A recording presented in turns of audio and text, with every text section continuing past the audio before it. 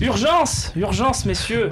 Bafé Gomis et William Vainqueur vont peut-être quitter l'Olympique de Marseille. On voit l'homme de théâtre quand même, il y a quelque chose. Il y a une formation, il y a du bagou.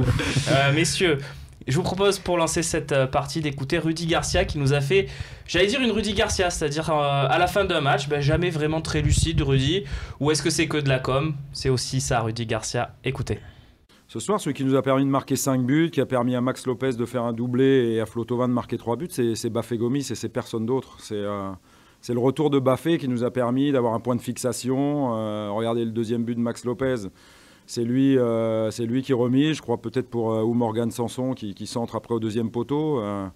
Voilà, Bafé a été le grand bonhomme devant et quand tous les défenseurs canet se concentrent sur lui, ça permet aux autres d'avoir de la place. Il s'est même montré passeur, si je ne me trompe pas, ce soir. Donc voilà, son retour nous fait extrêmement de bien.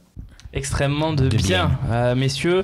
Alors il y a bien sûr cette histoire. Garcia veut absolument conserver rapidement, les faire signer rapidement Vainqueur et Gomis. En tout cas, c'est ce qui se dit.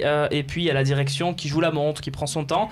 Romain, t'es fort en com, tu connais le foot. Qu'est-ce que c'est cette histoire pour toi?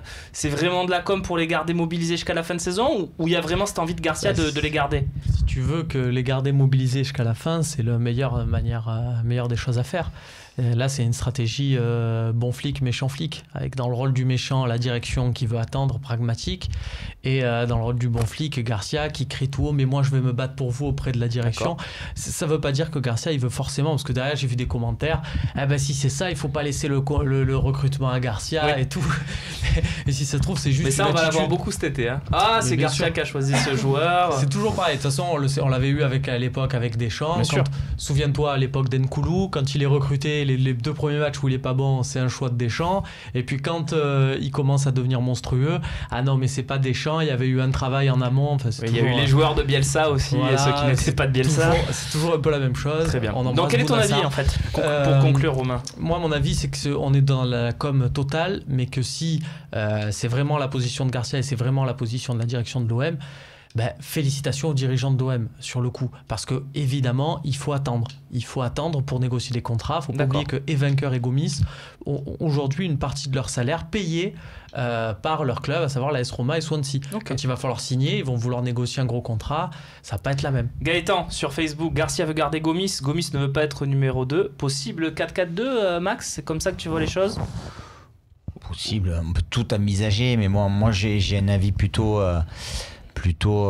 tranché sur Gomis, à savoir que je pense que ça sera compliqué quand même pour lui la saison prochaine, surtout justement comme tu dis par rapport à ses déclarations, il veut pas aller sur le banc. Sachant que l'OM veut prendre un très grand attaquant, entre guillemets. Évidemment. Pour Vainqueur, je me serais peut-être davantage pressé. T'es pas d'accord avec Romain là?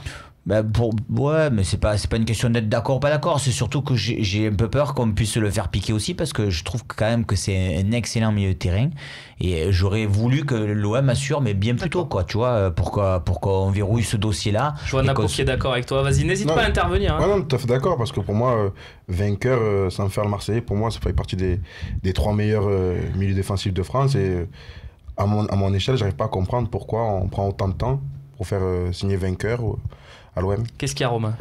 3 milieux défensifs. Alors, Fabinho, Timo Bakayoko. Pour moi, Fabinho, là, cette année, en fait, depuis la fin de l'année dernière, il joue milieu défensif. Oui. À la base, il est latéral droit, à la base. Ouais, mais maintenant, c'est vrai, mais maintenant, il est quand même milieu défensif. D'accord. Mais moi, Bakayoko, Seri de Nice, mais je trouve que Seri, je trouve qu'il a plus le poste de Sanson que de... Ouais, voilà. Alors, Bakayoko et Fabinho, je suis d'accord avec toi, Romain. Après, Seri, c'est pas le même poste. Allez, il est dans les 5. On parle d'accord. Pour moi, il est dans les 5 meilleurs du championnat de Ligue 1 déjà. Pour moi, pour le OM Champions Project, il faut qu'il y ait des joueurs comme ça aussi, quoi. Tu peux pas avoir entre guillemets que des stars, quoi. Donc, moi j'aimerais beaucoup qu'on conserve Vainqueur, mais j'aimerais, et je pense aussi que la direction marque quand même, c'est pas non plus n'importe quoi. L'OM, on vient et puis on signe des gros contrats. J'aimerais quand même que ça soit respecté.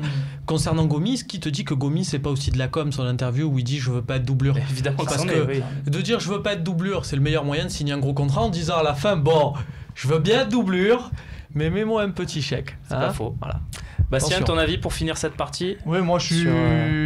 En fait, je rejoins un petit peu tout le monde. C'est-à-dire que vainqueur, je pense qu'il faut faire l'effort de le signer parce qu'on va pas signer que des gros joueurs, sauf si évidemment ils ont en amont récupéré. Mais tu vois comment vainqueur en fait dans le projet de l'année prochaine? Tu le vois comme un titulaire? Ah, je le vois comme un joueur qui est dans la 25... rotation. Non, je le vois jouer entre 25 et 30 matchs, sauf si évidemment tu prends un joueur de dimension internationale à ce poste-là. Mais il semblerait, je dis bien il semblerait, j'ai pas d'infos, qu'on se tourne plutôt vers le poste de l'attaquant et de au moins un des deux défenseurs centraux. C'est la priorité, évidemment. Mais sur des profils entre guillemets de très gros joueurs.